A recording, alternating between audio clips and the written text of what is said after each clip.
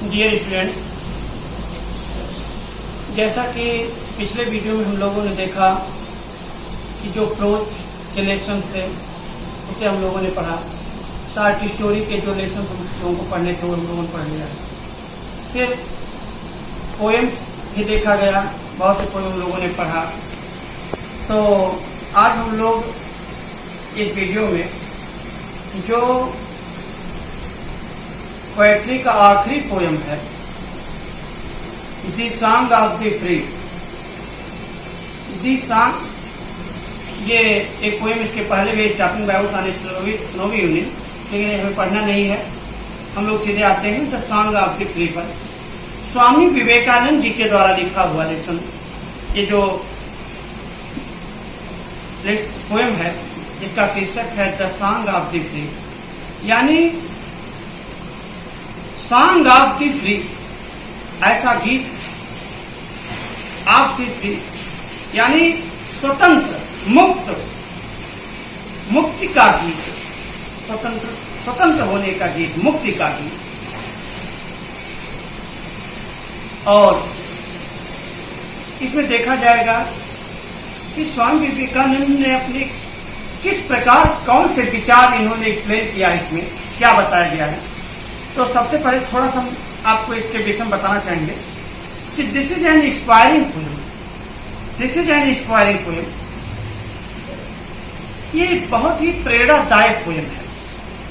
It is musical, और ये poem बिल्कुल संगीतात्मक है, म्यूजिकल है। The poem gives a clear message. ये पोएम हमें बहुत स्पष्ट संदेश देता है that we should not afraid of death. इसमें बताया गया है कि हमें मृत्यु से भयभीत नहीं होना चाहिए। एंड विथ फॉर्च्यून, दुर्भाग्य से, परेशानियों से कभी भी भयभीत नहीं होना चाहिए। And should achieve our goal, और हमें अपने लक्ष्य, अपने एम को प्राप्त करना चाहिए। द पोएट हैज डिस्क्राइब, कवि ने ये वर्णन किया है that human soul has a divine character, कि जो मानव की आत्मा है वो तो दैवी है, ईश्वरी है। He advised to believe in God, और इसमें भी बताया गया हमें ईश्वर में विश्वास करना चाहिए। ये पोएम इस तरीके से व्यक्त किया गया है कि आत्मा अमर है, शरीर नष्ट होती है, तो यदि हमारी आत्मा अमर है उसे कोई मार नहीं सकता। तो हमें अपने लक्ष्य की ओर निरंतर अग्रसर होते रहना चाहिए, कर्म करते रहना चाहिए। और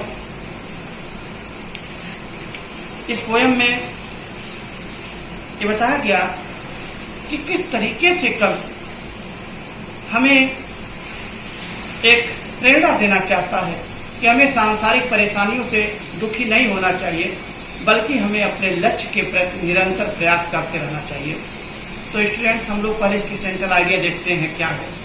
तो आपके बुक में सेंट्रल आइडिया लिखी हुई है, हम आपको एक्सप्लेन करके उसको बता रहे हैं, समझा रहे हैं, आप उसे देख लीजिएगा। लिखा है central idea of the poem, यानी कविता की सेंट्रल आइडिया। तो इसको हम लोग देखते हैं। The poem gives a clear message that we should not afraid of death. ये पोएम हमें स्पष्ट संदेश देता है कि हमें मृत्यु से भयभीत नहीं होना चाहिए। एंड विथ फॉर्च्यून, और दुर्भाग्यों से, परेशानियों से कभी भी दुखी नहीं होना चाहिए।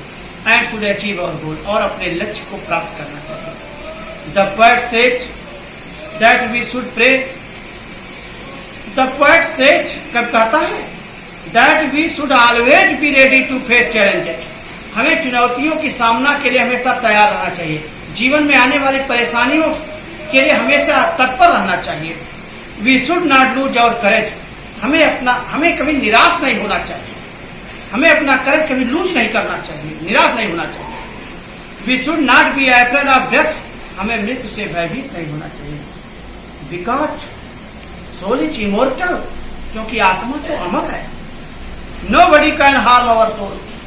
कोई भी व्यक्ति, कोई इस आत्मा को नुकसान नहीं पहुंचा सकता। Misfortunes and adversity should be enjoyed, और जो दुख, दुर्भाग्य और परेशानियां आती हैं शुड बी एंजॉयड। वो आनंद, यानी उसको जो है हमें आनंद में कन्वर्ट कर लेना चाहिए। उसे अपने उस परेशानियों को भी अपने प्रयास से आनंददायक बना लेना चाहिए। वो दुख सुख भी हमारे लिए, जो भी दुख हो परेशानी हो, वो भी कहीं न कहीं हमें आनंद ही देती है। हमारे अंदर की साहस उस समय व्यक्त करने का, अपने साहस को दिखाने का एक समय होता है।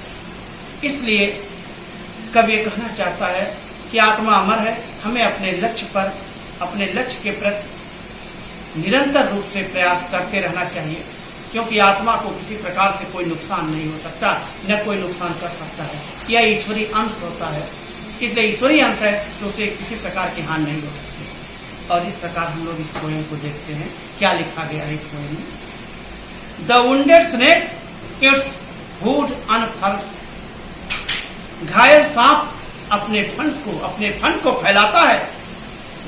The wounded snake its hood unfurls, घायल सांप अपने फन को फैलाता है। यानी जब किसी सांप को घायल किया जाता है, उसके फन पर प्रहार किया जाता है, तो अपने फन को उठा करके वो अपने शक्ति का प्रदर्शन करता है।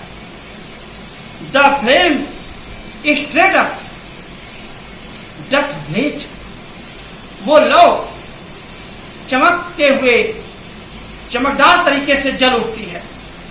यानी वो लौ भी, वो आग भी चमक उठती है जब उसे कुरेदा जाता है। यानी जब हम आग को कुरेदते हैं तब वह भी अपने लौ और चमक के साथ जल उठती है। The desert air resound the call, मरुस्थल की हवा में यह आवाज गूंज उठती है, बार बार रिसाउंड होने लगती है।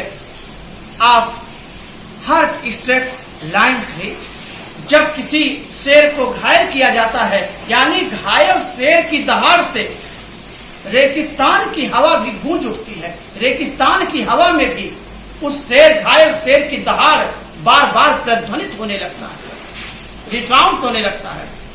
यानी जब किसी शेर को घायल किया जाता है तो उसकी जो दहाड़ होती है, उस दहाड़ से मानो रेगिस्तान की हवा में वो आवाज बार बार गूंजने लगती है, अर्थात वो शेर अपने शक्ति का प्रदर्शन करता है। The cloud puts forth its ड्यूग स्ट्रेंथ, बादल भी अपने प्रलयकारी शक्ति का प्रदर्शन करता है। The cloud puts forth its ड्यूग स्ट्रेंथ, बादल अपने प्रलयकारी शक्ति का प्रदर्शन करता है। When lightning cracks its breast, जब बिजली उसके सीने को चीर के बाहर निकलती है, जिस समय बादल को चीर कर बिजली बाहर निकलती है, तो बादल भी अपने प्रलयकारी शक्ति का प्रदर्शन करता है, भयंकर बारिश करता है।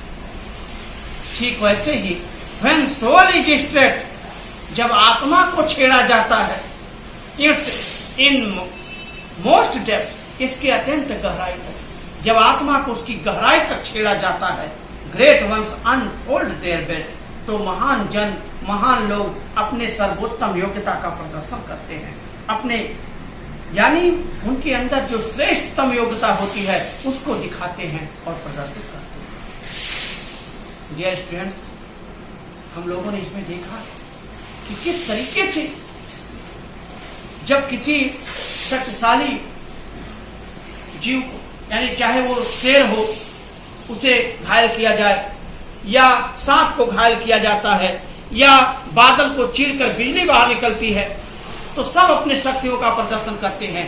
ठीक ऐसे ही महान जन, महान लोग, योग्य व्यक्ति, जब ऐसे लोगों को उनकी आत्मा की गहराई तक छेड़ा जाता है, तो ये लोग, तो ऐसे महान लोग अपने महानतम योग्यता का प्रदर्शन करते हैं।